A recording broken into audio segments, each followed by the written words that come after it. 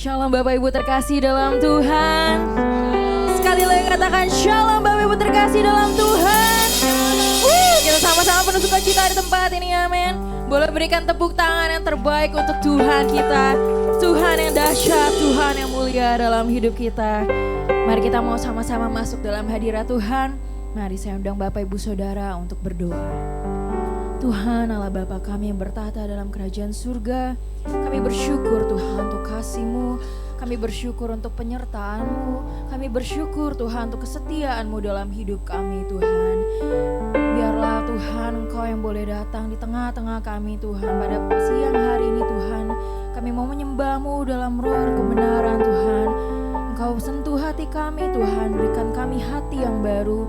Menjadi penyembah-penyembah-Mu di tempat ini Bapa, biar hanya nama-Mu saja yang dipermuliakan Tuhan. Terima kasih Bapa, terima kasih Tuhan. Ini kami umat-Mu Tuhan, kami mengundang hadirat-Mu di tengah kami Bapa. Terima kasih Tuhan.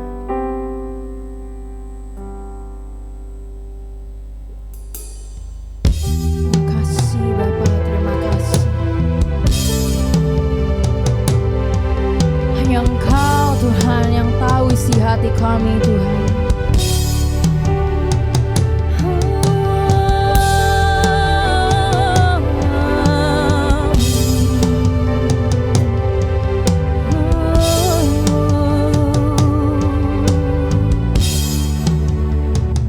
Engkau tahu di hatiku ada sejuta rindu untuk selalu bersama-Mu Yesusku. Izinkan ku menyenangkan hati-Mu lewat nyanyian hatiku. Biarkanlah ku menyembah walau tak dengar puisi yang indah. Biarkanlah ku menyembah, memberikan hati ini ku berserah dengan penuh kasih sayang. Biarkan Tuhan aku menyembah.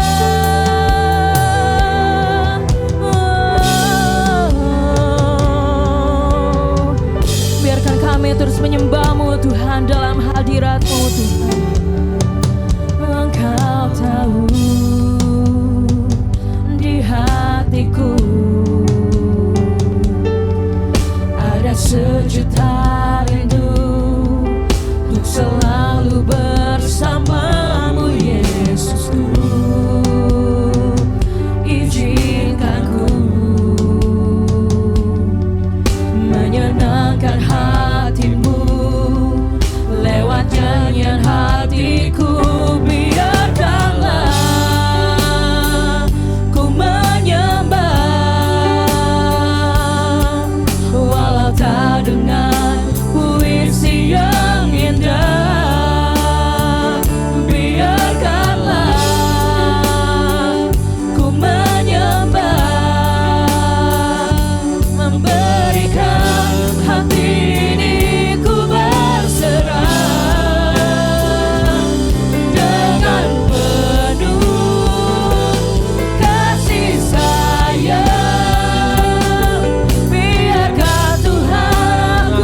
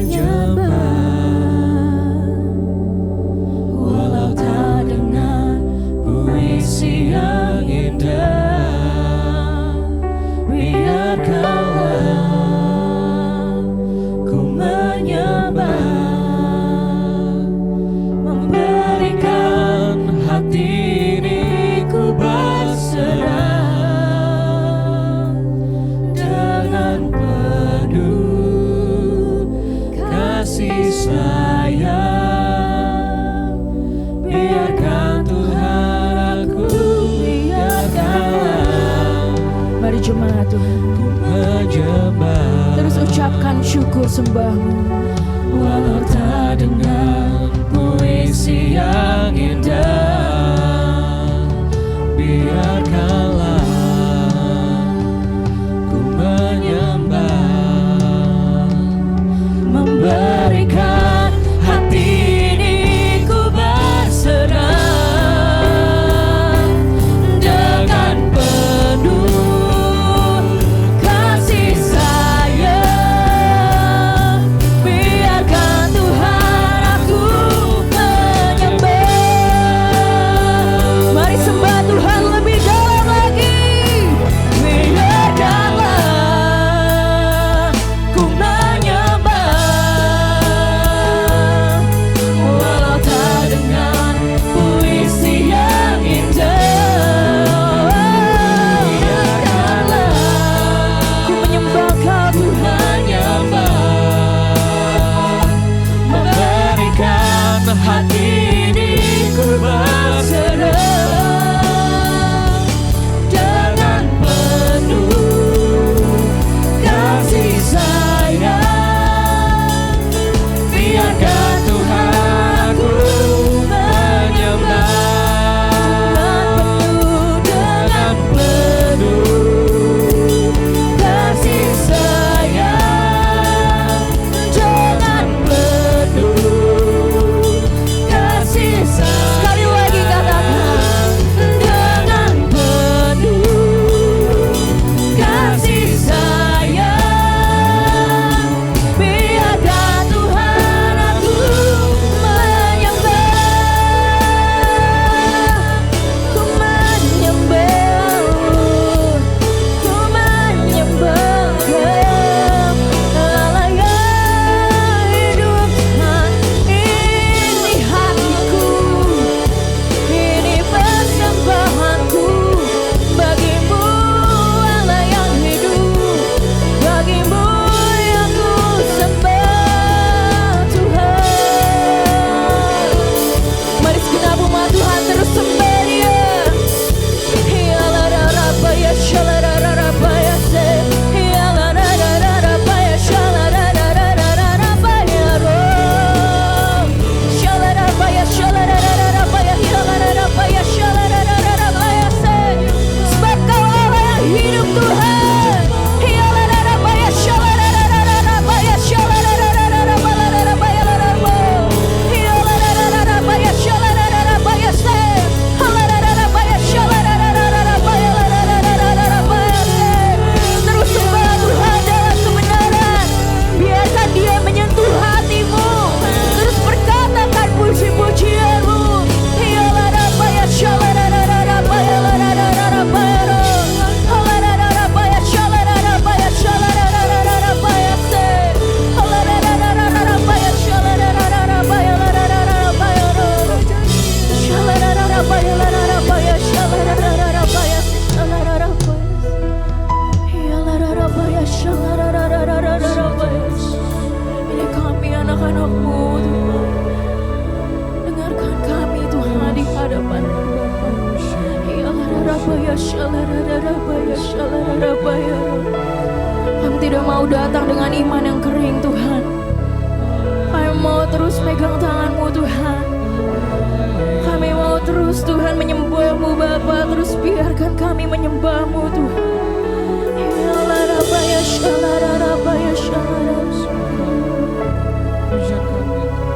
Ini sembah syukur puji kami di hadapan-Mu Tuhan. Hialararabaya segala puji syukur bagi-Mu. Ku tinggikan nama-Mu selalu,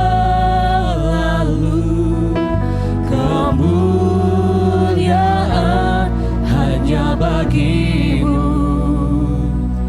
Terpujilah nama-Mu. Mari jemaat katakan.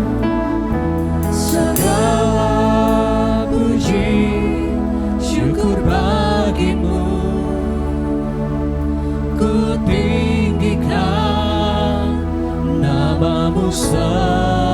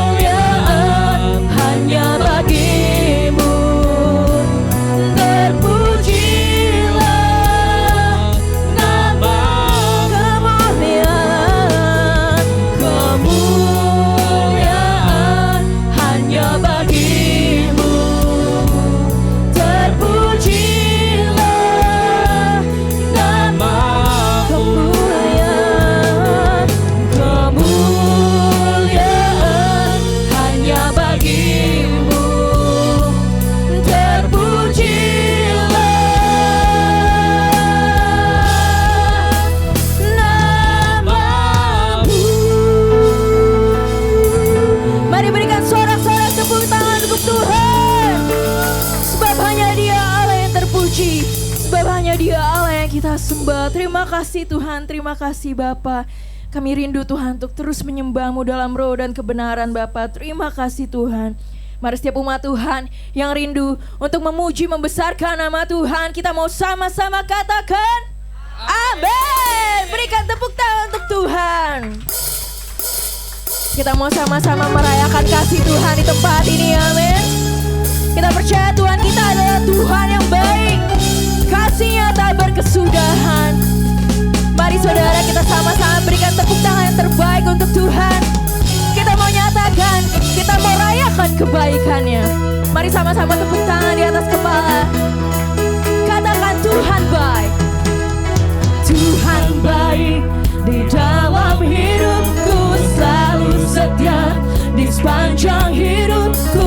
Nyatalah perbuatan-Mu, Kaulah sukacitaku.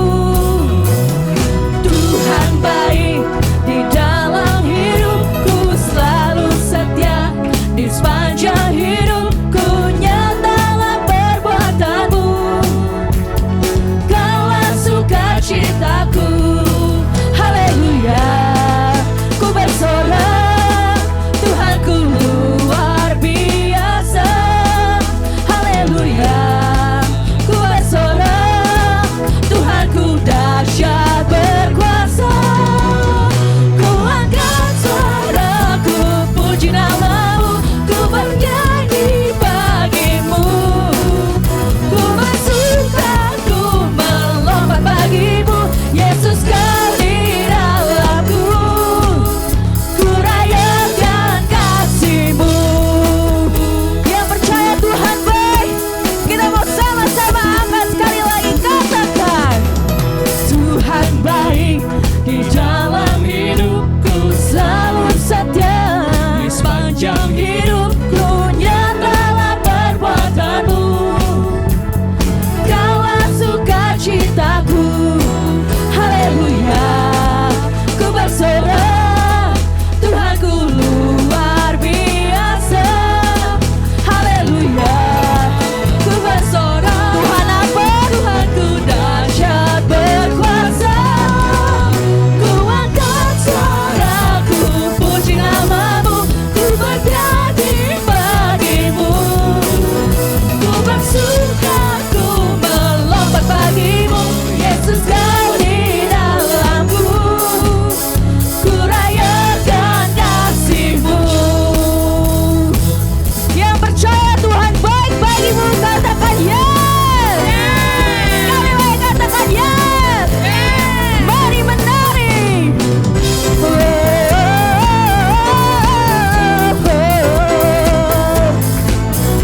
Mari jemaat Tuhan, kita mau katakan, ku angkat suaraku, Puji nama-Mu, amin, ku bernyanyi bagi-Mu. ku bersuka, ku melompat bagi-Mu, Yesus Kau di dalamku. Ku rayakan kasih-Mu. Ku angkat suaraku, puji nama-Mu, ku bernyanyi bagi-Mu. Ku bersuka, ku melompat bagi-Mu, Yesus Kau di dalamku.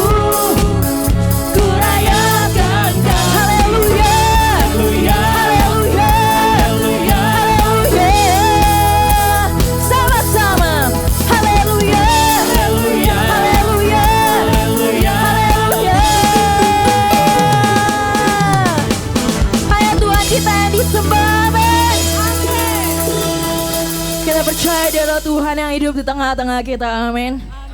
Mari kita terus puji Dia, sebab Dia Yesus yang datang ke dunia, lahir, mati, dibangkitkan, bahkan baik.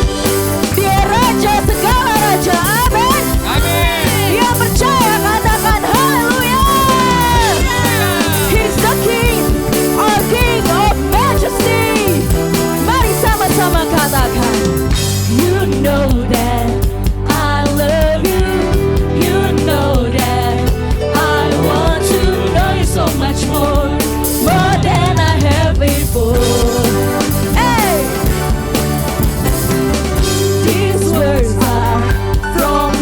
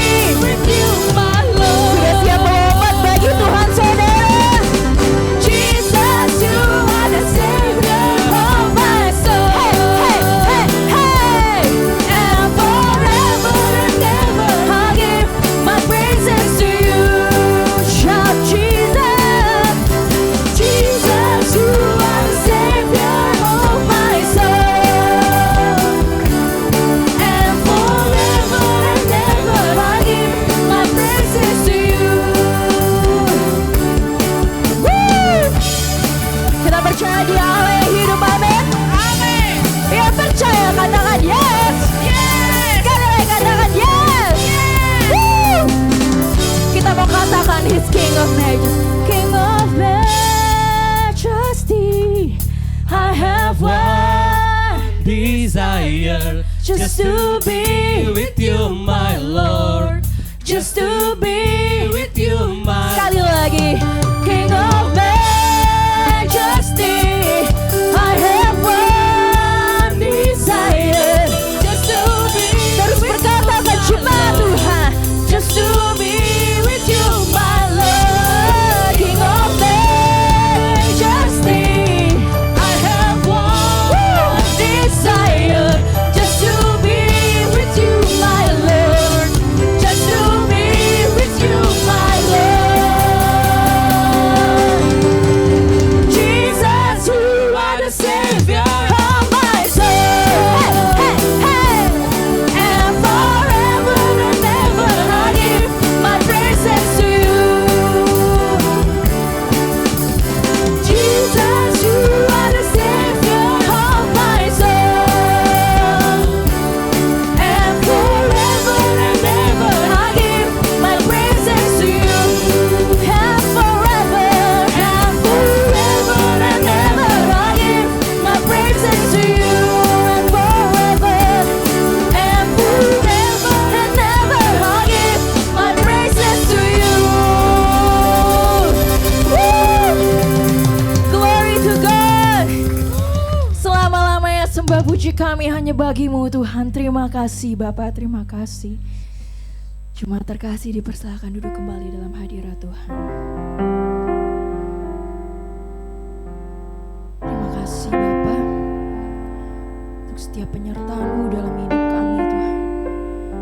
Untuk kesetiaan-Mu Tuhan. Kami tahu kami hidup hanya dari anugerah-Mu Bapa. Biarkan kami terus memegang tangan-Mu Tuhan. Terus berjalan dalam-Mu Tuhan. Terima kasih.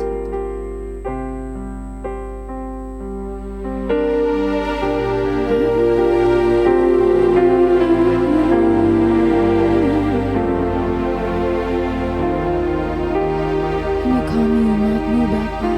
Kami perkatakan ku hidup karena anugerah-Mu. Tiada satu pun dapat ku banggakan, semua karena cinta-Mu. Ini hidupku, pimpin jalanku. Ini kami Tuhan. Yesus pegang erat tanganku, ku tak dapat hidup di luar kasih-Mu. Bapa, jangan tinggalkan aku, Engkau alasan samaku hidup.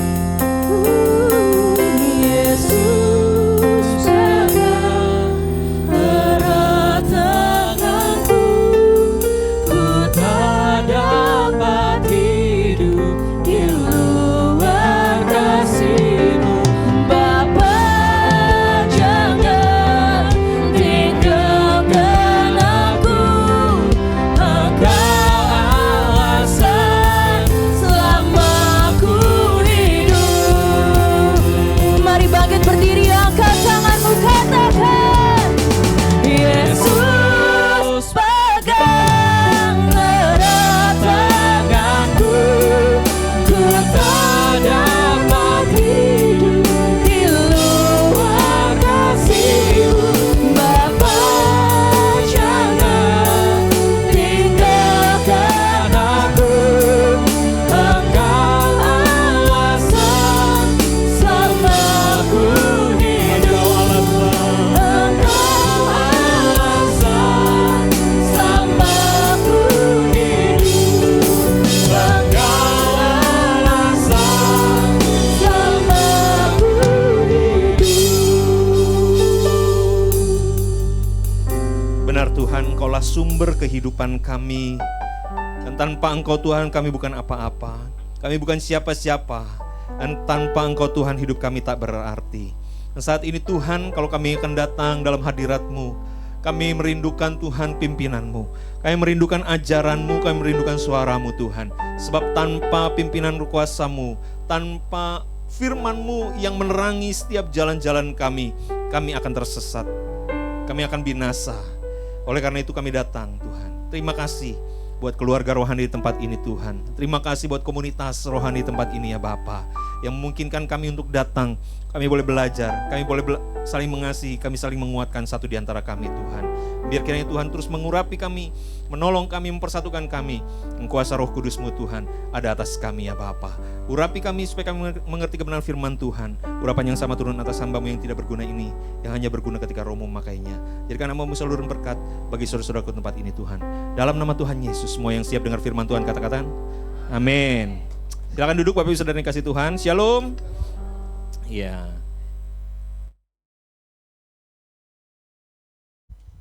Baik, puji Tuhan, hari ini kita mau belajar kebenaran firman Tuhan. Saya membawa satu kebenaran firman Tuhan dengan tema The Spirit of Restoration, ya, The Spirit of Restoration, roh yang membawa restorasi. Restorasi itu apa? Restorasi adalah pemulihan dari satu keadaan yang berantakan, keadaan yang rusak, keadaan yang tidak baik, dikembalikan ke keadaannya yang semula, gitu ya. Jadi itu namanya restorasi. Nah, roh yang membawa restorasi ini, kita mau berbicara tentang Roh Kudus. Roh Kudus adalah pribadi yang sangat jarang sekali dibahas di gereja, ya. Seringkali kita bahas tentang kuasa Tuhan Yesus, ya kan? Kebaikan Tuhan Yesus, berkat-berkat yang disediakan Tuhan Yesus, tapi jarang sekali kita bahas tentang Roh Kudus, betul nggak sih? Paling kalau setahun sekali Roh Kudus terus dibahas itu di 10 hari Pentakosta, gitu kan ya.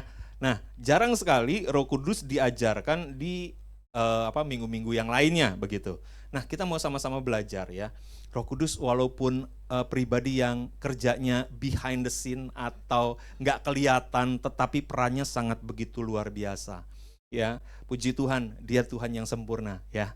Dia nggak perlu pengakuan dari orang lain gitu. Jadi dia nggak ngerasa cemburu kalau misalnya Tuhan Yesus terus dibahas, Roh Kudus pojok situ manyun gitu ya. Roh Kudus mulu yang diituin. Gua nggak pernah katanya gitu ya. Enggak, Roh Kudus nggak kayak gitu, puji Tuhan ya. Dia Allah yang sempurna. Dia nggak butuh sesuatu yang dari luar untuk dirinya sendiri karena dia cukup atas dirinya sendiri. Ya, dia Tuhan pribadi yang sama dengan Tuhan Yesus, yang sama dengan Allah Bapa gitu ya. Kuasanya sama gitu ya. Kekuatannya sama gitu. Jadi dia pribadi ketiga dari Allah Tritunggal ya. Nah, kita mau sama-sama belajar begini, bahwa Roh Kudus datang itu untuk memberikan restorasi di dalam kehidupan kita. Ya. Yang saya mau tanya dulu ya. Orang yang pertama kali dicatat oleh Alkitab itu dipenuhi Roh Kudus siapa Bapak Ibu? Yang ikut ibadah pertama jangan jawab. Udah tahu jawabannya. Yang Ibu baru pertama ikut ibadah yang kedua ini. Siapa orang yang pertama kali dipenuhi oleh Roh Kudus yang dicatat Alkitab? Ada yang jawab? Petrus? Bukan, jauh sebelum Petrus. Orangnya jauh sebelum Petrus. Jadi di perjanjian lama, bukan perjanjian baru loh. Bukan pada hari Pentakosta loh, bukan. Tapi sebelumnya Roh Kudus firman Tuhan mencatat ada satu orang yang dipenuhi dengan Roh Allah. Hah? Pohon terbakar. Musa. Oh, bukan Musa ternyata. Walaupun Musa tokoh yang begitu luar biasa ya di Alkitab ya. Nuh. Begitu nabi besar juga ya, bikin perahu di atas gunung gitu ya. Tapi Alkitab tidak mencatat bahwa dia adalah orang pertama dipenuhi Roh Allah. Daud ternyata masih nenek moyangnya lagi yang dia sebelum lagi hidupnya. Abraham, wah ini bapak orang percaya. Tapi ternyata bukan Abraham juga, tapi keturunannya. Bukan Ishak, bukan. Maksudnya keturunannya bangsa Israel gitu loh. Dari di antara bangsa Israel. Banyak banget ya. Siapa? Hah? Daud. Bukan Daud. Habel. Bukan Habel. Setelah Habel. Kita baca di dalam Keluaran pasal 31 ya. Keluaran pasal 31. Nah, kita baca nih. Orang pertama yang dicatat Alkitab yang dipenuhi Roh Kudus. Ayat 1. Berfirmanlah Tuhan kepada Musa, lihat, telah kutunjuk Bezaleel bin Uri bin Hur dari suku Yehuda, dan telah apa? Kupenuhi dia dengan Roh Allah, dengan keahlian dan pengertian pengetahuan dalam segala macam pekerjaan. Jadi ini orang yang pertama kali disebut di dalam Alkitab dipenuhi dengan Roh Allah. Ini penting sekali kata-kata ini. Kenapa? Karena tugas Bezaleel adalah seperti ini. Supaya ia membuat berbagai rancangan untuk dikerjakan dengan bahan emas, perak, dan tembaga. Dengan mengasah batu permata yang akan ditatah, dengan mengukir kayu, dan dengan melakukan berbagai pekerjaan. Aku juga menetapkan Aholiab bin Ahisamah dari suku Dan untuk membangun tuhnya. Aku telah mengaruniakan keahlian kepada semua ahli itu, sehingga mereka dapat membuat segala sesuatu yang telah kuperintahkan kepadamu. Ya, jadi Bezaleel dipenuhi oleh Roh Allah untuk apa? Untuk membuat segala macam pekerjaan yang dikerjakan dengan bahan apa? Emas, perak, tembaga, batu, permata gitu ya. Pokoknya sesuatu yang sebenarnya orang Israel belum pernah bikin. Orang Israel bikin batu bata, jago. Karena di Mesir mereka bikinin bata untuk bangun bangunan. Untuk bikin gedung, orang Israel bisa. Tapi untuk bikin bahan-bahan dari batu, tembaga, emas, perak dan sebagainya, mereka belum punya keahlian. Makanya Bezaleel dikasih Roh Allah untuk bisa mengerjakannya. Ngerti gak maksud saya? Jadi Roh Kudus diberikan supaya kita mempunyai kemampuan. Ketika Roh Kudus memenuhi hidup kita, kita akan mempunyai kemampuan yang sebelumnya kita nggak bisa. Untuk apa sih bikin semuanya itu? Yakni kemah pertemuan. Nah, untuk bikin kemah pertemuan. Tabut untuk hukum, tutup pendamaian yang terletak di atasnya. Dan segala perlengkapan kemah itu berupa meja, segala macam gitu ya. Semuanya dibuat tepat seperti yang telah kuperintahkan, yang Tuhan perintahkan kepada Musa. Mereka harus membuatnya. Yang diperintahkan Musa, tapi yang mengerjakan Bezaleel dan kawan-kawan. Dan untuk bisa mengerjakan itu, Bezaleel harus dipenuhi dengan Roh Allah. Kalau enggak, dia enggak mampu bikin. Saya pengen bilang begini nih. Ketika Roh Kudus memenuhi kehidupan manusia, maka kita akan mampu untuk mengerjakan apa yang menjadi tugas dari sorga untuk kita kerjakan. Menjadikan apa yang di sorga itu nyata di bumi ini. Amin. Jadi Roh Kudus dicurahkan untuk menjadikan di bumi ini seperti di sorga. Karena firman Tuhan tadi mengatakan, seperti yang kuperintahkan kepadamu, mereka harus membuatnya. harus dibuat persis seperti yang Tuhan katakan kepada Musa.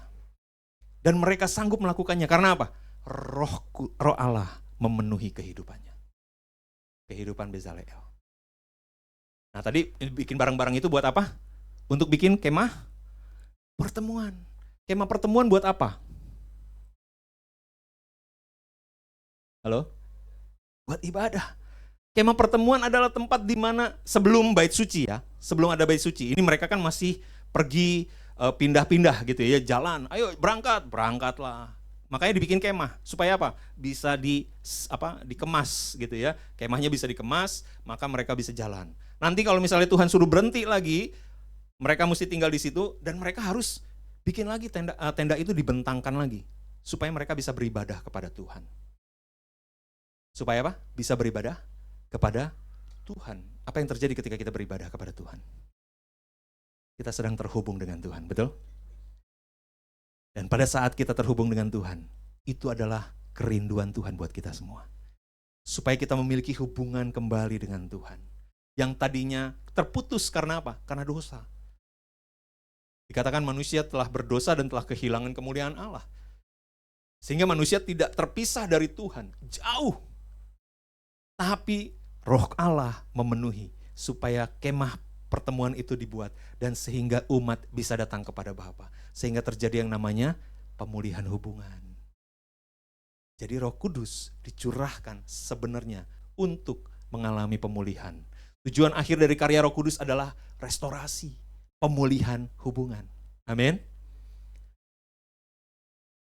Coba kalau misalnya kita lihat di pencurahan Roh Kudus, apa yang terjadi?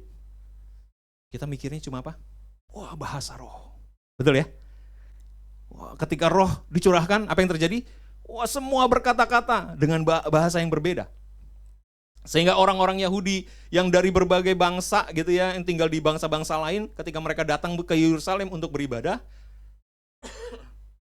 mereka udah sulit untuk bisa bahasa Ibrani, tapi mereka tahu dengan bahasa bangsa lain gitu ya. Mereka dengar murid-murid Tuhan Yesus di loteng itu ngomong pakai bahasa mereka. Mereka berkata-kata dengan bahasa kita. Bahasa yang bukan bahasa Ibrani ya.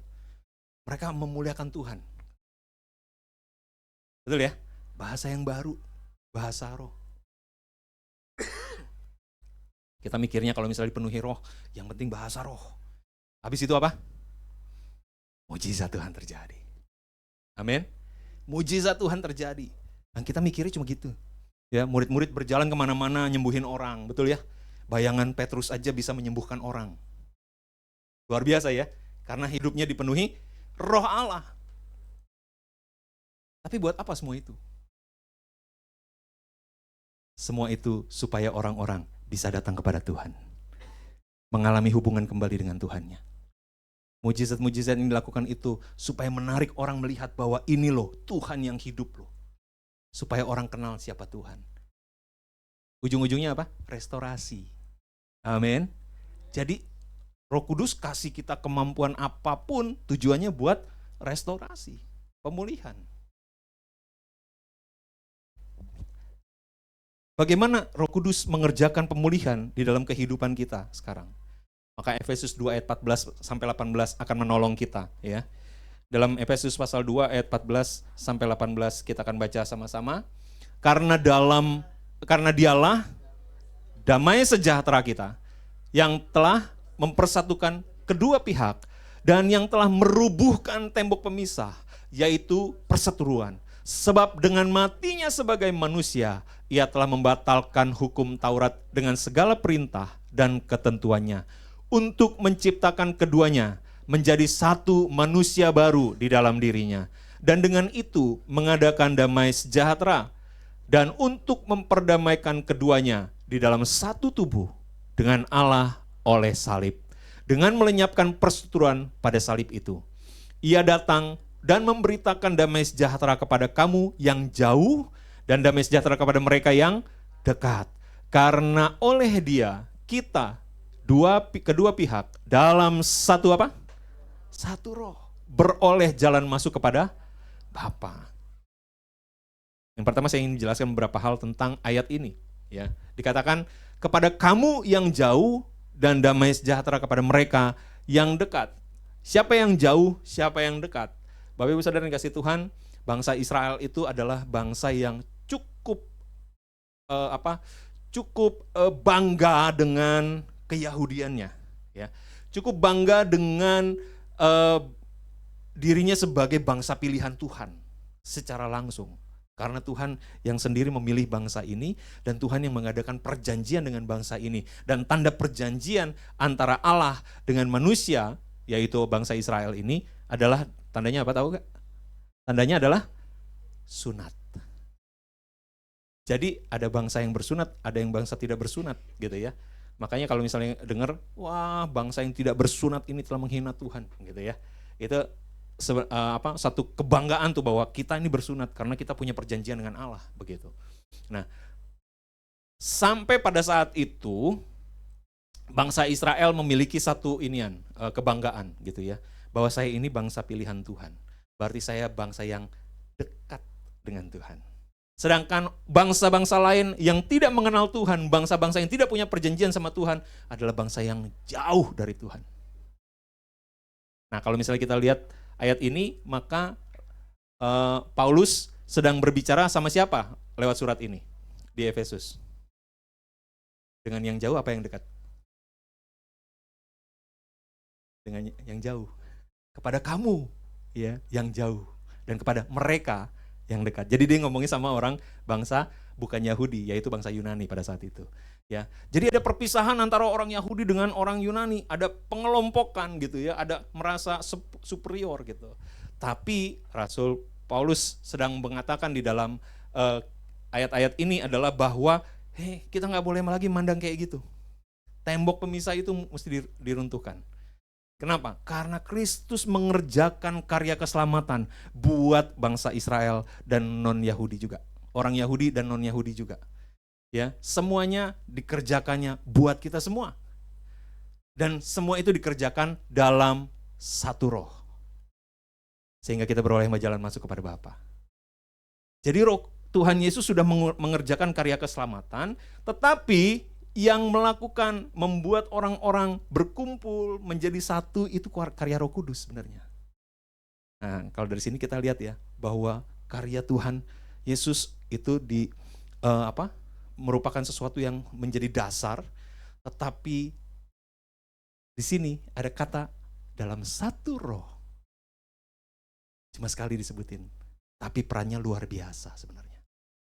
Perannya luar biasa. Apa yang dilakukan Roh Kudus? Yang pertama, tadi dikatakan bahwa dengan karya Tuhan Yesus di atas kayu salib, maka Tuhan Yesus sudah membatalkan hukum Taurat dengan segala perintah dan ketentuannya untuk menciptakan keduanya itu bangsa Yahudi dan non-Yahudi ya, menjadi satu manusia baru di dalam dirinya. Roh Kudus itu menciptakan manusia baru di dalam kehidupan kita. Ya. Kenapa Roh Kudus bisa menciptakan manusia baru dalam kehidupan kita? Firman Tuhan berkata begini. Karena itu aku meyakinkan kamu bahwa tidak ada seorang pun berkata oleh Roh Allah. Kalau kita punya Roh Allah nih dalam hidup kita, nggak mungkin kita berkata terkutuklah Yesus. Dan tidak ada seorang pun yang bisa mengaku Yesus adalah Tuhan kalau bukan karena ada Roh Kudus dalam diri kita. Jadi saudara dan saya, Bapak Ibu dan saya, kalau kita saat ini sudah jadi orang Kristen, itu karena kita sudah mengatakan jadilah Tuhan dan juru selamat atas hidupku Tuhan. Amin. Dan kita bisa ngomong kayak gitu karena ada kesaksian roh di dalam diri kita. Sehingga kita mampu mengatakannya. Dan kesaksian roh itu dikerjakan oleh Roh Kudus dalam hidup kita. Jadi Roh Kudus itu membuat kita menyadari bahwa ini pekerjaan Tuhan. Mengakui bahwa ini pekerjaan Tuhan. Makanya walaupun Roh Kudus kerjanya di belakang layar, walaupun Roh Kudus tidak kelihatan, tetapi Roh Kudus diberikan satu hak, bukan satu hak istimewa, diberikan satu penghargaan oleh Tuhan Yesus. Pernah dengar, pernah baca gitu ya, satu kali Tuhan Yesus eh, menyembuhkan orang sakit kalau nggak salah, atau mengusir roh jahat gitu ya. Kemudian ada ahli Taurat atau orang Farisi yang bilang begini, itu dengan kuasa setan tuh dia mengerjakan itu. Dan Tuhan Yesus bilang apa? Dosa terhadap anak manusia bisa diampuni, tapi dosa terhadap Roh Kudus tidak bisa diampuni. Dosa terhadap Roh Kudus tidak bisa diampuni. Apa yang dimaksud Tuhan? Tuhan Yesus bilang begini, kamu berdosa sama saya masih bisa diampuni. Tapi kalau dosa sama Roh Kudus, artinya begini, kamu tahu ini pekerjaan Roh Kudus loh. Kamu tahu, kamu punya kesaksian dalam hatimu bahwa ini adalah pekerjaan Roh Kudus, tapi kamu menyangkalnya dan kamu mengatakan pekerjaan setan tuh. Kamu sedang menyangkal pekerjaan Roh Kudus dan tidak bisa diampuni. Maksudnya, kalau kita terus-menerus tidak mau mengakui dalam hidup kita, ini karya-karya Roh Kudus, maka kita nggak bisa diampuni nanti. Jadi bahaya sekali kalau kita main-main sama Roh Kudus. Ingat Anania Safira? Ya kan? Wah, ini persembahan semuanya. Iya, udah semuanya. Padahal ditahan sebagian. Kamu berdosa bukan sama siapa-siapa, kamu berdosa sama Roh Kudus. Mati langsung. Roh Kudus bukan pribadi yang main-main. Dia pribadi yang tegas. Dan dia mengerjakan di dalam diri kita. Ya, jadi kita pasti rasa, kita pasti tahu Roh Kudus sedang bekerja dalam hidup kita. Dan kalau kita mengakui Yesus sebagai Tuhan dan Juru Selamat, itu karena pekerjaan Roh Kudus. Sehingga dia membuat kita menjadi manusia yang baru. Dan ketika kita menjadi manusia yang baru, maka cara hidup kita berbeda.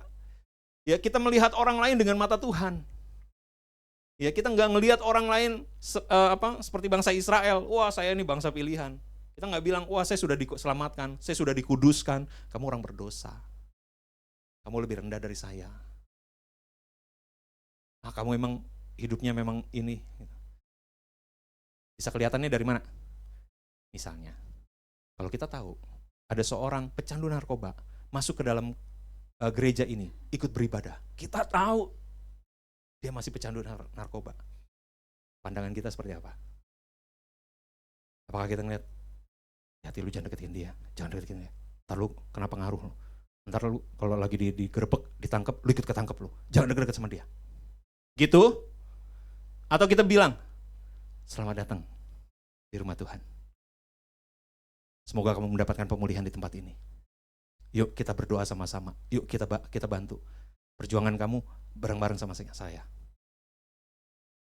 Mau seperti apa kita? Kalau kita punya Roh Kudus, kita akan melihatnya sebagai jiwa yang perlu diselamatkan. Karena Roh Kudus akan memandangnya seperti itu juga. Ini pribadi yang harus diselamatkan. Amin. Orang yang menjadi manusia baru, kita akan memiliki respon dengan hati Kristus. Kalau kita punya masalah sama orang, kita nggak memperbesar masalah itu, kita tidak akan memperbesar permusuhan, tetapi justru kita berusaha untuk mengalami pemulihan sama orang lain. Kita mengasihi dengan kasih Allah. Kita mengasihi dengan kasih kita sendiri bisa, tapi terbatas. Makanya kita bilang, ya saya sih sabar, tapi kan ada batasnya. Tapi kalau dengan kasih Allah, kita dimampukan untuk diperbesar kesabaran kita. Amin. Jadi mari kita belajar menjalani kehidupan kita sebagai manusia baru. Dengan cara apa? Hidup dipimpin Roh Kudus. Amin. Ada seorang yang bernama Kathryn Kuhlman. Dia seorang hamba Tuhan, wanita yang luar biasa pada zamannya. Ya, zaman dulu itu orang hamba-hamba Tuhan yang besar seperti Kathryn Kuhlman ini, ada lagi ini hamba Tuhan wanita ya.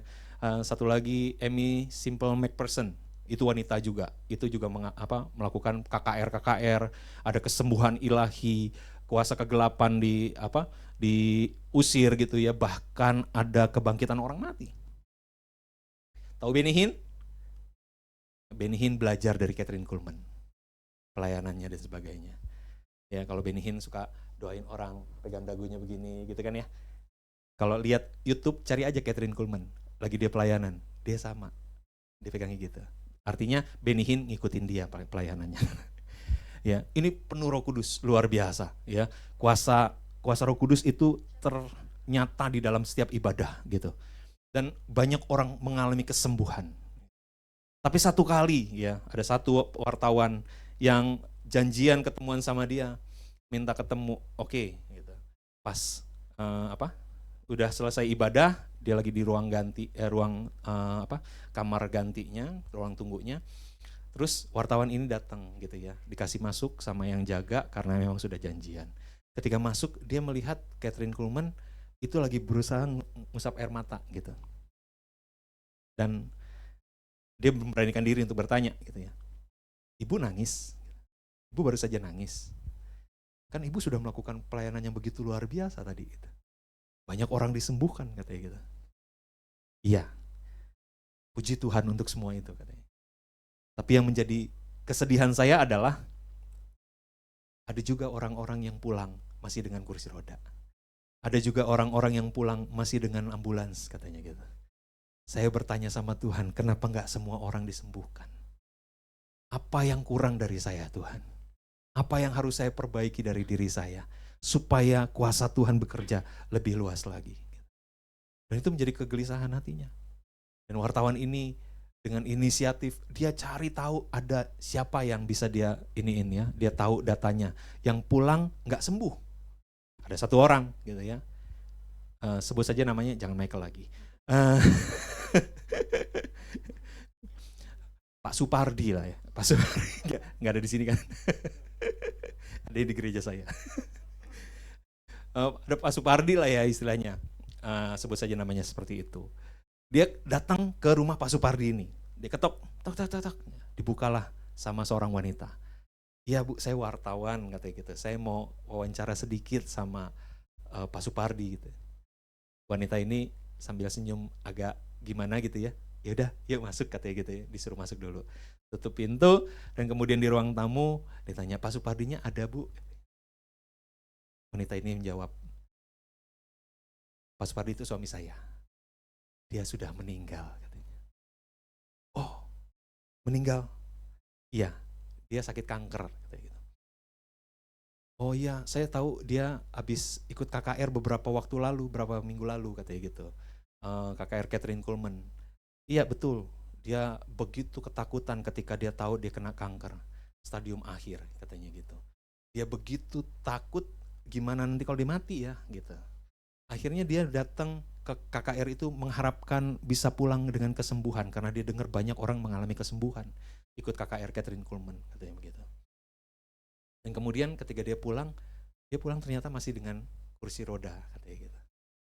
Tapi ada yang berbeda. Dari saat dia pergi dan ketika dia pulang. Walaupun di kursi roda juga katanya. Apa itu?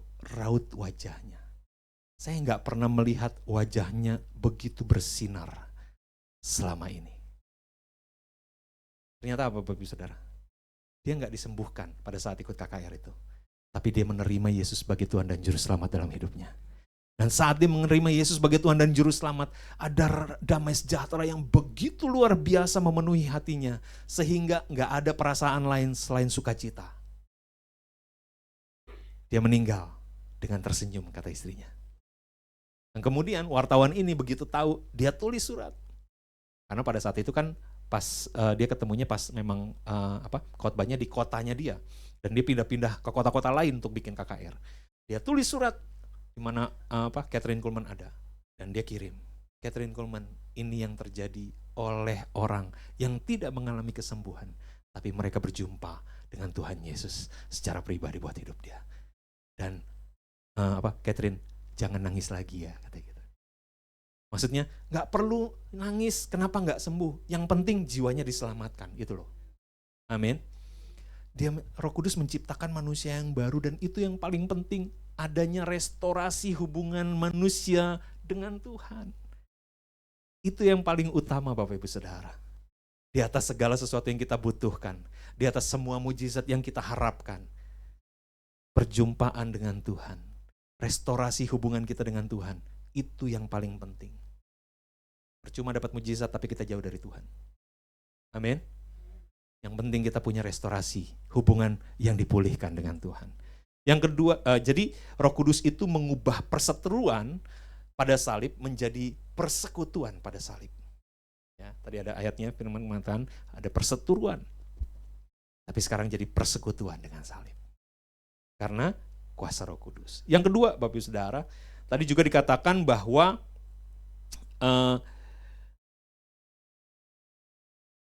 karena damai sejahtera Tuhan telah mempersatukan kedua pihak dan telah merubuhkan tembok apa? Pemisah. Ya. Jadi Roh Kudus itu merobohkan tembok pemisah. Merobohkan tembok pemisah. Tadi saya sudah katakan, tembok pemisahnya apa? Kebanggaan bangsa Yahudi. Ya, sebagai bangsa pilihan. Itu yang jadi tembok. Tapi kalau sekarang, temboknya apa? Mungkin tembok kesombongan. Sama kayak orang Yahudi. Ya, seperti tadi, wah saya orang suci gitu ya.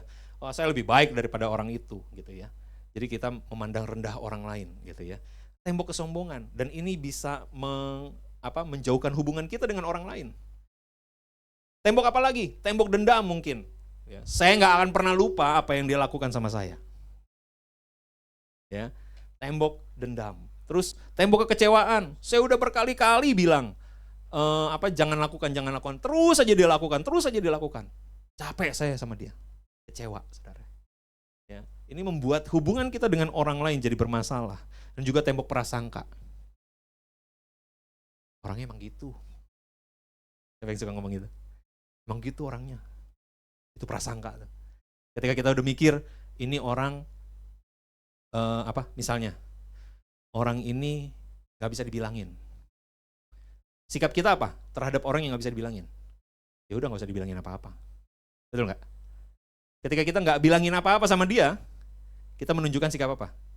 Gak peduli sama dia. Ketika orang merasakan kita udah gak lagi peduli sama dia, dia ngerasa jauh apa dekat? Tambah jauh. Hubungan jadi semakin berjarak. Betul gak? Asumsi itu bisa merusak hubungan. Prasangka bisa merusak hubungan. Ya, jadi ini jadi tembok nih. Tembok yang membuat kita jadi terpisah sama orang-orang, semakin jauh sama orang-orang. Dan Roh Kudus ada untuk merubuhkan semua tembok-tembok itu. Roh Kudus ada di mana, Bapak Ibu Saudara? Di mana? Bukankah tubuhmu adalah bait Roh? Artinya, Roh Kudus ada dalam hidup kita. Kalau Roh Kudus merobohkan tembok-tembok pemisah, hidup kita juga harus merobohkan tembok-tembok pemisah itu. Amin. Hidup kita juga harus merobohkan tembok-tembok pemisah itu. Dan sering kali Roh Kudus akan membuat kita untuk menghadapi satu situasi di mana kita harus mengampuni. Karena pintu terakhir untuk mengalami pemulihan adalah biasanya lewat pengampunan, Bapak Ibu Saudara. Ya. Galatia 5 ayat 16 berkata, maksudku ialah hiduplah oleh Roh, maka kamu tidak akan menuruti keinginan daging. Kalau kita hidup menurut Roh, maka kita nggak akan ngikutin emosi kita. Kalau kita hidup oleh Roh, maka kita nggak akan ngikutin pikiran-pikiran yang menyesatkan kita, yang membuat hubungan kita rusak sama orang lain. Kita akan mengikuti pimpinan Roh di mana kita harus terus mengasihi, kita harus terus menjadi orang yang membawa pemulihan. Kita harus dituntut terus untuk menjadi orang yang membawa damai kepada orang lain. Itu yang akan Roh Kudus kerjakan dalam hati kita, dalam hidup kita, dan kita harus belajar mentaatinya. Kalau kita mau menjadi orang-orang yang membawa pemulihan, maka kita harus belajar taat oleh pimpinan Roh Kudus. Ya, menuruti, hiduplah oleh Roh, maka kita nggak akan menuruti lagi keinginan daging. Kalau Roh Kudus memenuhi hidup kita, maka kita akan memiliki kehidupan. Ya, standar dengan memenuhi standar kerajaan Allah. Ingat ya, Roh Kudus ada dicurahkan untuk menjadikan apa yang di sorga terjadi di bumi. Di bumi seperti di sorga. Ya, kalau misalnya Tuhan ingin kerajaan Allah ada di bumi ini, tandanya apa sih? Tandanya sama seperti Tuhan Yesus ketika ada di dunia ini. Dia membawa pemulihan, kesembuhan, dia membawa penerimaan, dia membawa kasih. Itu yang harusnya kita bawa juga di dalam kehidupan kita. Kalau kita menjadikan di bumi ini seperti di sorga, maka kita akan memenuhi standar kerajaan Allah yang melebihi standar dunia ini. Amin. Kalau orang bilang, waduh, Kalau gue jadi lu, gue ceraiin suami gue. Kalau jadi lu, gue akan kayak gini. Gue gak akan ampunin tuh orang. Itu standar dunia. Tapi standar Allah beda. Kalau engkau dia minta berjalan 1 mil, berjalanlah bersama dengan 2 mil. Ya. Berkatilah mereka yang membenci engkau. Kasihilah musuhmu. Standarnya jauh lebih tinggi. Amin. Corrie ten Boom berkata begini, pengampunan adalah satu tindakan dari kemauan atau kehendak. Dan kehendak atau kemauan itu dapat berfungsi tidak peduli temperatur hati kita seperti apa. Temperatur hati kita udah, gue udah masa bodoh dah. Tapi kalau kita punya kehendak untuk mengampuni, kita bisa tetap mengampuni. Karena Roh Kudus memperlengkapi kita, menolong kita. Oke saudara, ada satu kasus di Amerika, ya, dengan judul sebutan Green River Killer, ya, pembunuh Sungai Hijau. Ya, nggak tahu Green River itu di mana, tapi pelakunya adalah Gary Ridgway namanya, ya, Gary Ridgway. Bapak Ibu, yang saya tampilkan ini adalah semua anak-anak perempuan yang telah mati dibunuh oleh Gary Ridgway. Ada sekitar 40. Tapi kemungkinan bisa dijadi korbannya lebih daripada ini. Karena Gary Ridgway pun tidak terlalu ingat berapa jumlah yang dia bunuh. Dia bunuh dengan pembunuh berdarah dingin lah istilahnya. Pokoknya dia ngelihat wanita, terus kemudian dia deketin, dia ajak untuk jalan, kemudian di satu tempat dibunuh, disembunyikan. Ya. Intinya dia sudah bunuh banyak orang. Kemudian ketangkap di pengadilan.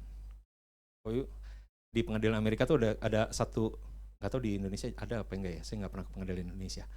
Ada satu kesempatan di mana keluarga bisa mengungkapkan isi hati kepada pelaku. Ya, kepada pelaku. Dan ketika keluarga ngomong, nah Bapak Ibu bayangkan kalau anggota keluarga Bapak Ibu ada yang dibunuh oleh orang ini. Kira-kira kalau dikasih kesempatan ngomong apa?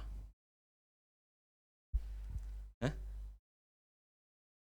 Kutuk kasar. Gitu? Enggak ya. Ekspresinya jauh lebih gitu. Apa kira-kira?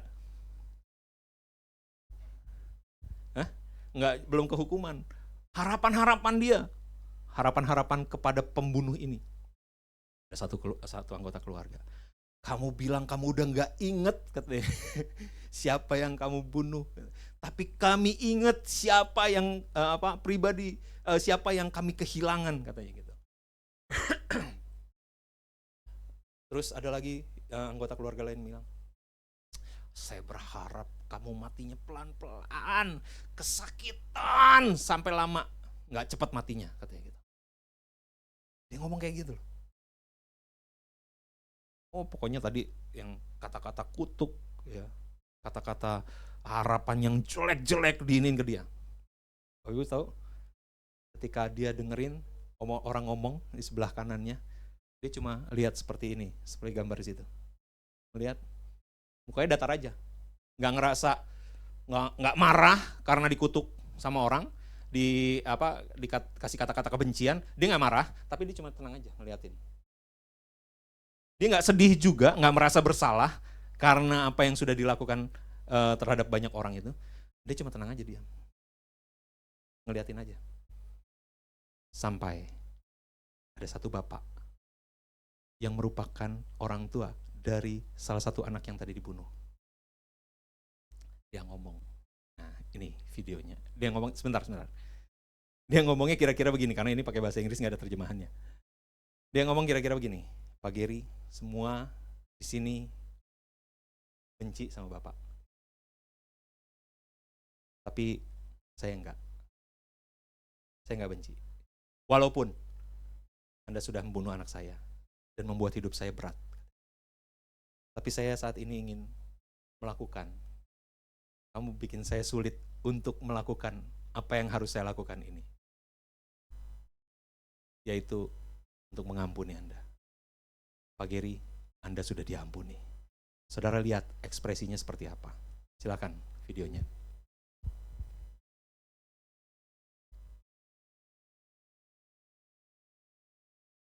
Mr. Ridgway, there are people here that hate you. I'm not one of them.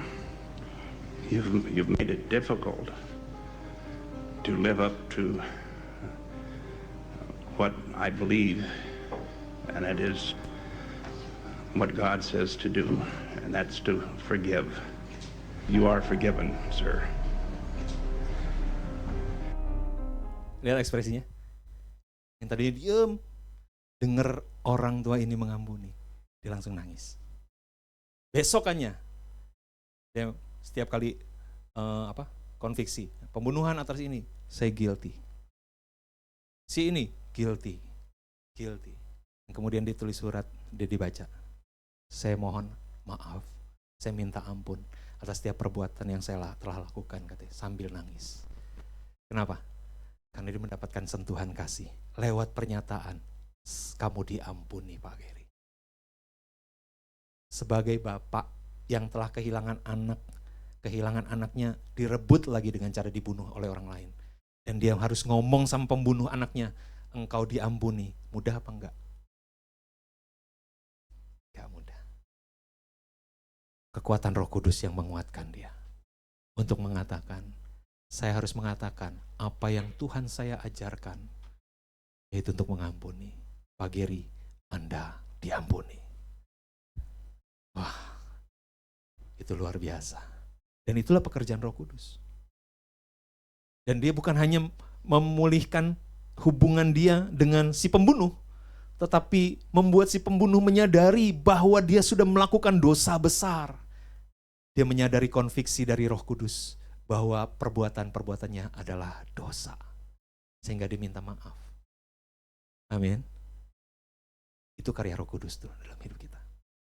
Jadi Bapak Ibu Saudara, kalau saudara sedang bermasalah sama orang saat ini, minta tuntunan Roh Kudus. Apa yang saya harus lakukan Tuhan? Saya ingin perbaiki hubungan. Karena saya tahu Tuhan gak ingin saya bermusuhan sama orang lain.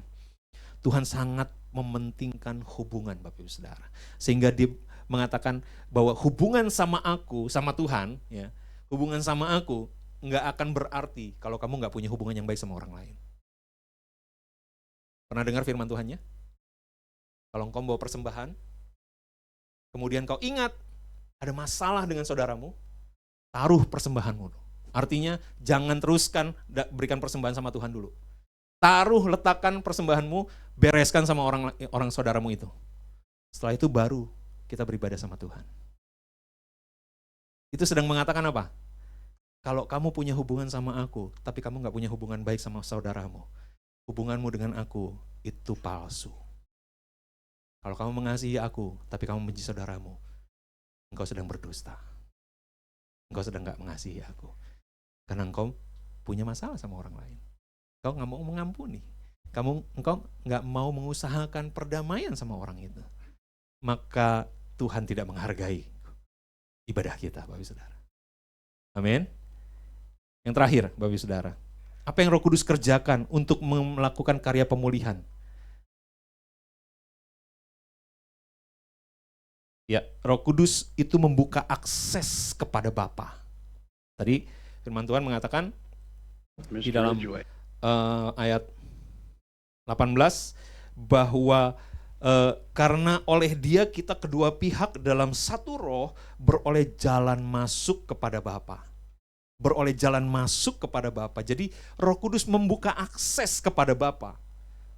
Dalam Roma ayat 8:26-27 berkata bahwa demikian juga Roh membantu kita dalam kelemahan kita sebab kita tidak tahu bagaimana sebenarnya harus berdoa. Tapi Roh sendiri berdoa untuk kita kepada Allah dengan keluhan-keluhan yang tidak terucapkan. Pernah Bapak Ibu Saudara berdoa tapi gak tahu mesti doakan apa. Tapi hati Bapak Ibu Saudara rasanya hancur gitu. Rasanya bingung, perasaannya penuh dengan kesedihan mungkin, penuh dengan kekecewaan mungkin, penuh dengan kemarahan mungkin, sehingga nggak mampu lagi ngomong apa-apa ketika kita berdoa. Maka Roh Kudus dikatakan akan berdoa kepada Allah, menolong kita dengan keluhan-keluhan yang tidak terkatakan. Apa yang tidak bisa kita ungkapkan di sini diterjemahkan oleh Roh Kudus kepada Bapa. Dan Bapa yang mengetahui maksud menyelidiki hati nurani, mengetahui maksud Roh itu, yaitu bahwa ia, Roh Kudus, sesuai dengan kehendak Allah berdoa untuk orang-orang kudus. Ketika kita nggak mampu berdoa, Roh Kudus berdoa mewakili kita. Dengan kata-kata yang nggak terkatakan. Dan Roh Kudus mendoakan sesuatu yang baik buat kita. Artinya begini, mungkin kita ngalamin kemarahan gitu ya, tapi Roh Kudus nggak akan terjemahinnya seperti ini marah nih, dia perlu ini nih, perlu ngaduin gitu ya, enggak. Tapi yang Roh Kudus doakan sama Bapa adalah dia butuh kasih Tuhan, dia butuh damai sejahtera Tuhan, dia butuh saat ini apa yang membuat dia bisa mengalami pemulihan gitu ya. Roh Kudus akan mendoakan yang terbaik buat kita orang-orang kudus. Jadi jangan takut ketika kita mengalami mungkin kejadian-kejadian yang menyeramkan dalam hidup kita. Roh Kudus bisa sanggup pulihkan asal kita datang sama Tuhan. Kalau misalnya kita mau doa, tapi kita bingung mau doaan apa ya, nggak apa-apa, tetap aja dalam ruangan sendirian doa sama Tuhan. Walaupun kita nggak bisa berkata-kata, nggak usah ngomong apa-apa, tapi terhubung terus sama Roh Kudus. Roh Kudus yang akan ngomong sama Bapa untuk keluhan-keluhan yang tidak terkatakan. Itu yang luar biasanya Tuhan. Ya, Roh Kudus ketika dalam doa, ya kita tahu ada Roh Kudus dalam hidup kita. Roh Kudus akan memberikan kepada kita keberanian untuk membuka hati kita, keberanian untuk jujur di hadapan Tuhan. Ya, karena kita kan nggak bisa bohongin Tuhan juga ya kan. Kita membuka hati. Roh Kudus akan memberikan kerendahan hati untuk kita bisa mengaku kesalahan kita. Ngaku salah. Gampang nggak ngaku salah? Susah ya. Kelihatan buruk di hadapan orang tuh susah gitu ya. Tapi kalau kita berdoa, minta pimpinan Roh Kudus akan memberikan kepada kita kata-kata yang tepat untuk kita ngomong. Kita minta maaf, kita mengakui kesalahan kita. Dan justru pada saat itu saya percaya, kita justru lebih dihargai karena kejujuran kita. Karena kerendahan hati kita. Roh Kudus juga akan memberikan kekuatan untuk mengampuni seperti yang dilakukan oleh Bapak tadi. Ya. Dan juga Roh Kudus akan memberikan hikmat untuk menemukan solusi, Bapak Ibu Saudara. Jadi ketika kita berdoa, minta pimpinan Roh Kudus akan kasih hikmat sama kita. Kalau kita dalam situasi, ada satu masalah tertentu, Roh Kudus akan kasih solusi buat kita. Saya dulu kerja di bank, ada satu nasabah yang baru keluar dari rumah sakit. Nasabah cukup besar, ya, cukup besar. Pengusaha. Dia masuk rumah sakit karena stroke. Kalau orang habis pulang rumah sakit stroke biasanya dia masih ada gemeter gitu ya. Gemeter, kemudian dibuka cek sama giro gitu. Buka cek giro, tanda tangannya pasti beda ya karena bergetar. Dan karena dia tahu resiko akan ditolak pembayarannya, dia lapor ke kita, ke cabang pembuka. Ini tolong saya buka giro cek dengan nomor sekian-sekian-sekian untuk bayar satu asuransi jiwa perpanjang. Kedua, bayar kartu kredit. Dulu ada yang namanya American Express. Hitungannya pakai dolar, Bapak Ibu Saudara ya. Orang kaya gitu kan. Yang ketiga, dia kasih persembahan ke gereja. Ya. Dan kemudian dia lapor ke saya, ke kita gitu ya. Mau saya bikinin memo. Dulu tuh sistem clearing tuh semuanya di kantor pusat gitu ya. Kantor pusat yang ngerjain. Kalau saya nggak tugas di sana, nggak jadi utusan, maka saya harus kasih memo ke petugas di sana supaya dibayarkan. Besokannya saya cek rekening dia, ditolak. Padahal udah bikin memo. Padahal dia udah terima konfirmasi. Ya sudah terima ya ini konfirmasinya. Oke nanti dibayar. Tapi ditolak tetap. Kita tanya, kenapa ditolak? Karena beda banget. Justru itu kita bikin memo, saya bilang, supaya dibayarin gitu. Oh kita nggak berani. Waduh bikin susah kita loh. Kesel juga ya kan. Bener, nasabahnya datang. Kenapa ditolak katanya gitu. Kita kasih tahu dulu, kita kabarin dulu sebelum dia terima kabar dari ini. Kenapa dia datang, kenapa ditolak? Iya Pak, maaf Pak. Ini saya sudah konfirmasi apa segala macam, tapi tetap diinin sama kantor pusat katanya gitu. Ya udah, kamu bayar bunganya ya kalau saya kena bunga ya, kartu kreditnya. Saya hitung-hitung saudara. Waduh, nilainya jauh saya 1 bulan aja gaji itu jauh lebih kecil daripada bunganya. Saya nggak sanggup Pak. Makanya kerja yang bener dong. Waduh, sakitnya tuh di sini. Kenapa? Karena saya udah kerja bener gitu. Saya udah lakukan prosedurnya semuanya gitu ya. Tapi tetap ditolak di sananya, bukan salah saya dalam hati saya gitu. Tapi saya tetap disalahin. Kerja yang bener gitu. Udah telan aja lah gitu ya. Nah, habis itu saya berusaha dong supaya itu di store lagi, di clearing lagi, dan kita pastikan bayar. Kita udah bilang sama itu. Ya udah masukin lagi, ntar kita bayar kata gitu.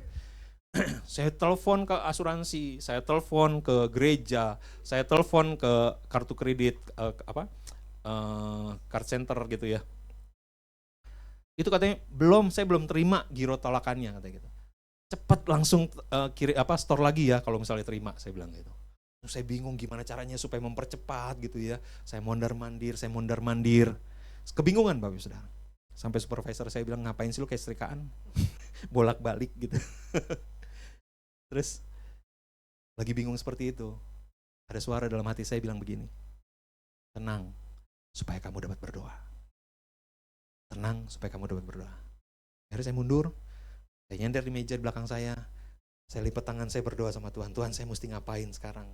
Gimana caranya supaya cepat beres? Tuhan cuma bilang, lihat di depan kamu ada apa? Itu clearing Tuhan hari ini. Kerjain. Udah saya kerjain. Saya kerjain. Ini gimana Tuhan cara beresinnya Tuhan? Gitu. Nggak ada suara apa-apa lagi. Suruh kerjain aja. 2 hari, 3 hari, baru beres semuanya. Puji Tuhan. Tapi masalahnya, nasabahnya datang lagi sebelum itu beres. Itu gimana katanya gitu. Iya Pak, maaf Pak. Ini kita lagi usahakan supaya secepatnya di clearing lagi gitu ya dan sebagainya. Saya ngerinya apa? Kalau dia emosi lagi, katanya orang yang kena stroke darah tinggi itu nggak boleh stroke yang kedua. Biasanya stroke yang kedua jauh lebih parah dari yang pertama. Ya, bisa garis lurus. Ya, nggak ada begininya lagi. Garis lurus gitu ya. Wah, asuransi jiwanya belum dibayar itu. Kan belum perpanjang kan, salah satu yang pembayarannya buat asuransi jiwa. Kalau misalnya belum diperpanjang, habislah saya.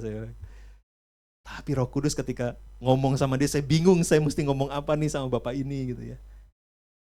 Roh Kudus ingetin gini, itu persembahannya buat GBI juga, kamu juga di GBI kan. Sama-sama GBI. Oh Bapak di GBI ini ya Pak? Iya, saya juga GBI Pak. Oh kamu GBI mana? GBI sini Pak, gini. Ngomong lah. Akhirnya apa? Cair. Bapak itu karena sama-sama GBI nggak enak kan marah-marah terus gitu ya. Jadi mulai melembut gitu ya, ngomongnya mulai baik gitu ya. Ya Pak, minta maaf ya Pak, saya usahakan deh Pak. Ya udah katanya. Sudah mulai lembek gitu ya. Itu karena apa? Hikmat Tuhan. Amin. Roh Kudus ingetin ayat itu juga tugas Roh Kudus. Dia yang akan mengingatkan dan mengajarkan kepada kamu segala sesuatu yang telah kukatakan kepadamu, kata Tuhan Yesus. Roh Kudus ingetin saya. Tenang supaya kamu dapat berdoa. Cuma itu. Kalau ayat lengkapnya, ketika saya cari, saya ketemu 1 Petrus 4 ayat 7. 17 kalau nggak salah. Kesudahan segala sesuatu sudah dekat. Kalau misalnya Roh Kudus ingetin dari ayat pertama, dari kalimat pertama, kira-kira mikirnya apa? Kiamat nih. Kesudahan segala sesuatu sudah dekat. Oleh karena itu, kuasailah dirimu supaya kamu dapat berdoa. Kuasailah dirimu, jadilah tenang supaya kamu dapat berdoa, kata firman Tuhan itu. Jadi enggak semuanya, cuma bagian yang paling saya perlukan aja. Apa itu? Jadilah tenang supaya kamu dapat berdoa. Dan itu yang saya butuhkan. Dan ketika saya lakukan, Roh Kudus kasih arahan, kerjain. Ketika saya harus konfrontasi lagi sama nasabah saya, ingat, dia juga kasih persembahannya ke GBI. Kamu juga GBI. Pakai jembatan itu. Saya pakai jembatan itu. Dan berhasil. Roh Kudus akan kasih hikmat untuk menemukan solusi. Sehingga hubungan kita jadi baik. Hidup kita juga beres sama Tuhan. Amin. Jadi mungkin kita cari mujizat banyak dalam hidup kita. Kita pengen kuasa Roh Kudus dinyatakan dengan manifestasi yang begitu luar biasa. Tapi sebenarnya Roh Kudus terus mengerjakan mujizat di dalam kehidupan kita. Yang mungkin gak spektakuler. Tapi hal-hal yang saya ceritain itu mujizat luar biasa loh. Karena kita gak mungkin bisa melakukannya sendiri kalau tanpa Roh Kudus. Jadi apapun yang dikerjakan Roh Kudus dapat mengerjakan banyak hal melalui hidup kita. Namun kita harus ingat bahwa tujuan akhir dari karya Roh Kudus adalah restorasi, pemulihan. Jadi gak mungkin kalau kita hidup, kita jadi orang Kristen, dan kemudian kita merayakan yang namanya permusuhan. Gak mungkin. Karena itu gak sesuai dengan kehendak Roh Kudus. Roh Kudus pasti akan merindukan terjadinya pemulihan demi pemulihan di dalam kehidupan kita. Roh Kudus merindukan memakai kehidupan kita supaya orang lain juga mengalami pemulihan dengan Tuhan. Jadi saksinya Tuhan. Untuk itulah Roh Kudus dicurahkan buat kehidupan kita. Tuhan Yesus memberkati. Biar kiranya kebenaran firman Tuhan ini jadi berkat buat kita semua.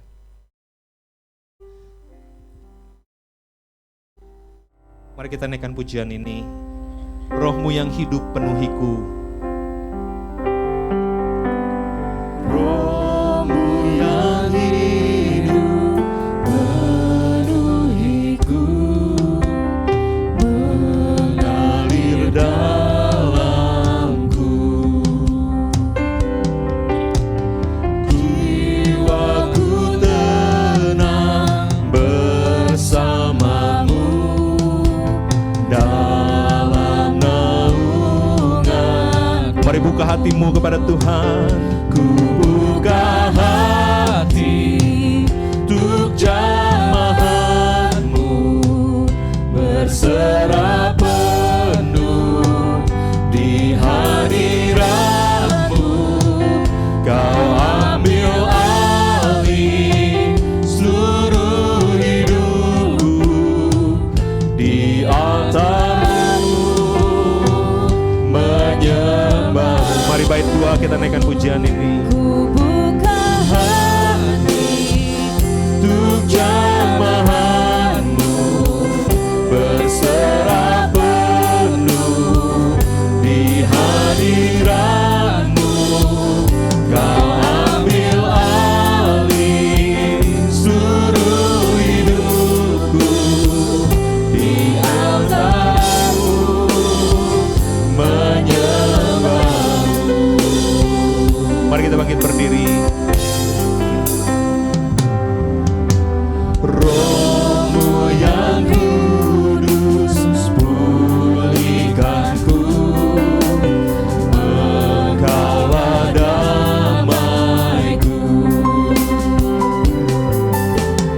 Ku hidup oleh anugerah-Mu yang menyertaiku. Ku buka hati. Buka hati untuk jamahan-Mu, berserah penuh di hadirat-Mu. Kau ambil alih seluruh hidupku, di altar-Mu menyembah-Mu. Ayat bait ketiga.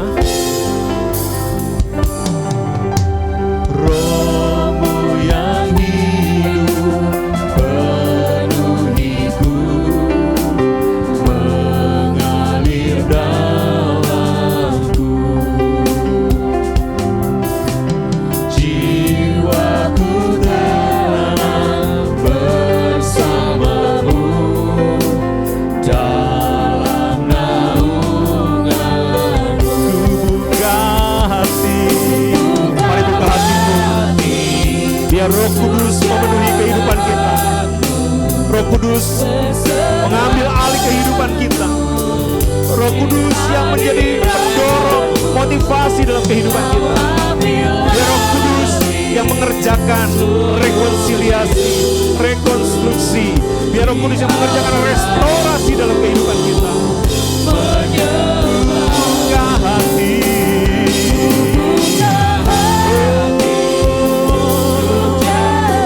Jamah kami Tuhan di hadirat-Mu. Kau ambil alih seluruh hidupku, di altar-Mu menyembah-Mu. Kau ambil alih, Kau ambil alih seluruh hidupku, di altar-Mu menyembah-Mu. Di altar-Mu, di altar-Mu di altar-Mu Tuhan, di altar-Mu menyembah-Mu. Haleluya. Terima kasih Tuhan. Terima kasih. Saat ini kami belajar sesuatu yang baru. Roh Kudus, Engkau memenuhi hati kami, memenuhi hidup kami, bukan menjadikan kami orang yang super, tapi menjadikan kami orang-orang yang membawa restorasi. Sebab itu yang Kau kerjakan dalam kehidupan kami Tuhan. Kami berdoa ya Bapa, pakai hidup kami. Roh Kudus penuhi kami. Roh Kudus pimpin kami. Roh Kudus tuntun kami. Ajar kami untuk semakin peka mengenal isi hati-Mu Tuhan. Mengenal suara Roh Kudus dalam hidup kami. Sehingga ketika kami berjalan, ketika kami menjalani kehidupan ini Tuhan, kami selalu membawa damai kemanapun kami pergi. Kami selalu membawa pemulihan kemanapun kami pergi. Kami akan selalu membawa perkataan yang membangun, perkataan yang membangkitkan iman, perkataan yang membangkitkan pengharapan kepada semua orang Tuhan. Sehingga mereka boleh mengenal Yesus sebagai Tuhan dan Juru Selamat dalam kehidupan mereka. Kami berdoa Tuhan, pakai anak-anak-Mu, jemaat-Mu di GBGNR ini Tuhan. Biar kiranya kuasa Tuhan bekerja melalui kehidupan kami. Manifestasi kasih Allah bekerja oleh karena Roh Kudus ada di dalam kehidupan kami. Terima kasih Tuhan, terima kasih. Biar segala pujian, hormat, kemuliaan bagi nama-Mu. Di dalam nama Tuhan Yesus Kristus kami berdoa dan bersyukur. Amin, amin. Silakan duduk Bapak Saudara, Tuhan berkati.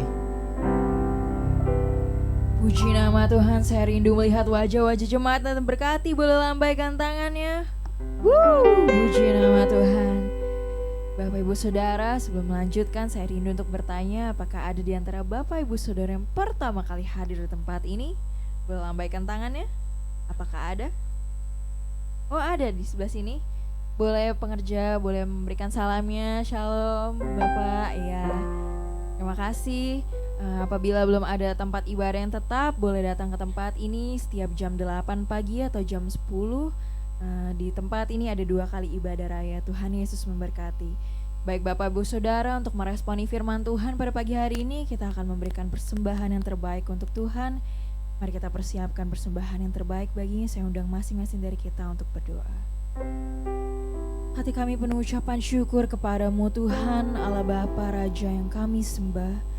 Kami bersyukur untuk setiap kasih penyertaan-Mu yang tidak pernah berhenti bahkan sampai hari ini Tuhan. Kami boleh mendengarkan firman-Mu, kami boleh memuji nama-Mu Tuhan. Kami boleh kembali disegarkan Tuhan dengan hadirat-Mu Tuhan. Kami bersyukur Bapa. Bapa, ini kami umat-umat-Mu Tuhan. Jadikan kami saluran berkat-Mu Bapa. Kau berkati, Kau ketuk setiap hati yang Kau hadirkan di tempat ini. Biar kami boleh terus memberkati pekerjaan-Mu di tempat ini Tuhan. Jadikan kami Tuhan umat-umat yang mempedulikan pekerjaan-Mu Bapa. Engkau yang memberkati setiap tangan-tangan yang memberi. Engkau yang melipat gandakan berkali-kali Tuhan. Terima kasih Bapa. Kami bersyukur Tuhan. Ini persembahan kami Tuhan kiranya menjadi persembahan yang harum, yang kudus dan yang berkenan kepadamu. Terima kasih Bapa. Dalam Tuhan Yesus Kristus kami sudah berdoa dan mengucap syukur. Amin. Baik Bapak Ibu Saudara, untuk persembahan bisa disalurkan ke kotak yang akan disediakan di belakang pintu ketika sudah selesai beribadah nanti, ataupun juga bisa melalui QRIS yang ada di bangku Bapak Ibu Saudara. Tuhan Yesus memberkati. Baik, sebentar kita akan mendengarkan pengumuman. Kepada multimedia dipersilahkan.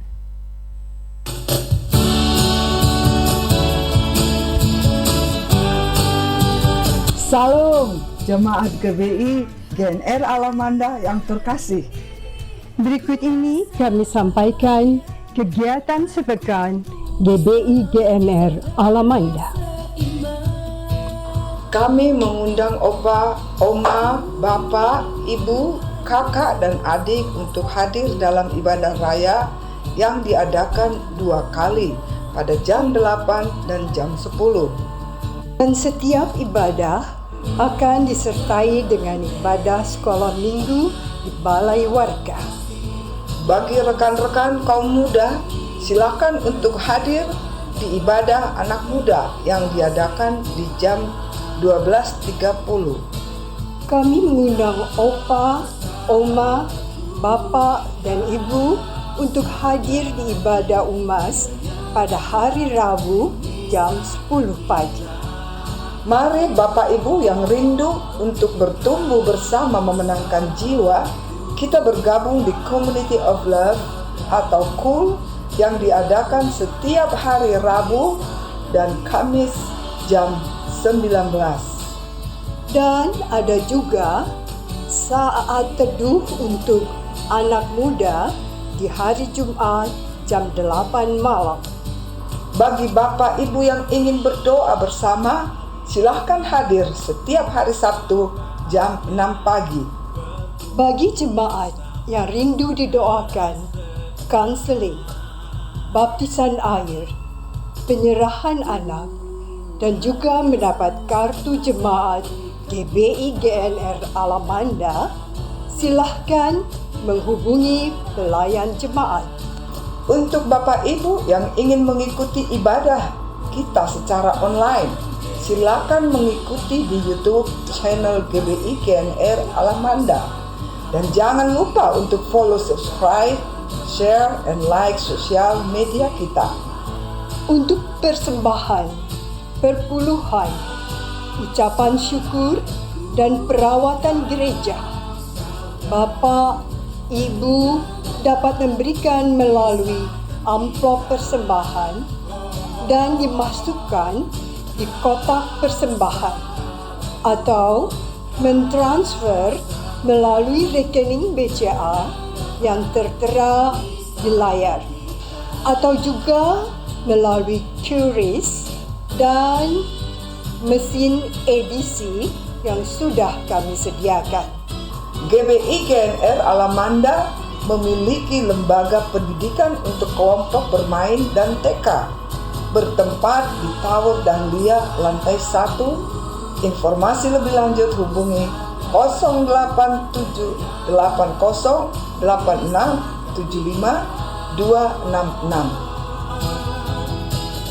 Demikian kegiatan sepekan GBI GNR Alamanda.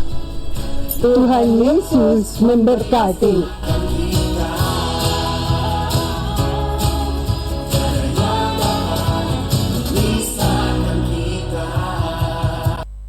Oke, shalom Bapak Ibu semuanya. Hari ini saatnya aku mau laporan kegiatan kemarin. Mewakili tim Diakonia, kami menyelenggarakan pemeriksaan darah gratis kemarin dan dengan tajuk Sehat Lansiaku. Ada yang hadir kemarin? Ya, gimana hasil tesnya? Bagus ya? Bagus ya. Kalau kemarin juga ada hasil untuk kolesterol, asam urat, dan sekalian konsultasi. Jadi kami dari tim Diakonia mengucapkan terima kasih sebesar-besarnya untuk tim kerja yang sudah mengambil bagian, pertama dalam pengumpulan dana dan sampai di hari hanya. Terlebih khusus kami juga mau terima kasih ke Dr. Kevin yang tidak hadir di sini dan juga Valerie, Dr. Wilby. Ya, terima kasih, kiranya Tuhan Yesus memberkati dan kedepannya bisa dapat memberkati lagi lebih banyak orang pastinya. Dan besar harapan kami kegiatan ini dapat berlanjut di kemudian hari. Kita akan rutin mungkin 6 bulan, tapi kita lihat nanti, kita doakan saja ya. Oke, terima kasih dan kita akan berdoa. Kami untuk bangkit berdiri, berdoa syafaat sebelum kita pulang dan siap terima berkat Tuhan. Terima kasih Tuhan, kalau kami boleh berkumpul bersama Tuhan beribadah pagi dan siang ini Tuhan Yesus. Kami bersyukur Tuhan, semua berjalan dengan baik Tuhan. Dan juga kami bersyukur firman-Mu sudah disampaikan buat jemaat-jemaat yang hadir Tuhan. Juga kami percaya menjadi berkat Tuhan, menjadi rema buat hidup kami Tuhan, di mana tuntunan Roh Kudus dalam hidup kami ke depannya Tuhan Yesus. Saat ini juga kami berdoa untuk bangsa dan negara kami Tuhan Yesus, mulai dari Presiden Prabowo dan wakilnya Tuhan. Juga jajaran menterinya Tuhan Yesus, semuanya Tuhan. Kami percaya Tuhan, pemerintahan Indonesia ini berjalan dengan baik, keadaan ekonominya berjalan dengan baik Tuhan. Jauh dari segala sesuatu yang mengundang kerusuhan atau kekacauan Tuhan Yesus. Kau jaga negara Indonesia ini Tuhan Yesus.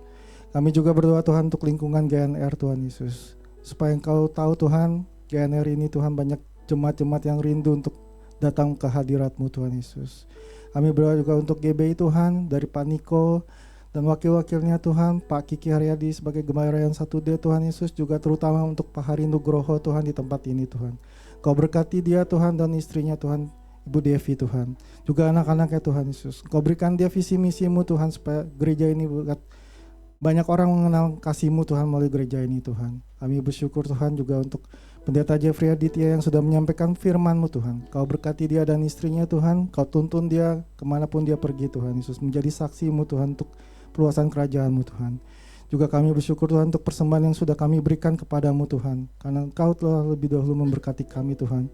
Kami juga bersyukur Tuhan buat pelayan-pelayan-Mu yang sudah ambil bagian Tuhan, dari singer, pemimpin pujian, pemain musik, multimedia, pendoa, usher, semuanya Tuhan Yesus. Kalau sebentar kami akan kembali ke rumah kami masing-masing, kegiatan kami masing-masing Tuhan. Kami percaya Tuhan Kau menuntun kami, penyertaan Roh Kudus sempurna untuk langkah hidup kami. Terima kasih. Aku punya Tuhan yang besar, yang berjanji dan sanggup menggenapi imanku, bersepakat percaya kuasa-Nya. Ku terima sekarang kemenangan dari-Mu. Ku terima sekarang, ku terima sekarang, oh, ku terima sekarang kemenangan dari-Mu. Haleluya. Mari kita angkat tangan kita. Bapak Saudara, terimalah dengan iman segala berkat dan rahmat dari Allah Bapa di surga, cinta kasih dan anugerah dari Tuhan Yesus Kristus, persekutuan pimpinan kuasa, pengurapan dari Allah Roh Kudus menyertai kita mulai saat ini sampai Tuhan Yesus datang kedua kalinya. Maranatha. Dan setiap kita yang diberkati sama-sama katakan amin. Tuhan Yesus memberkati.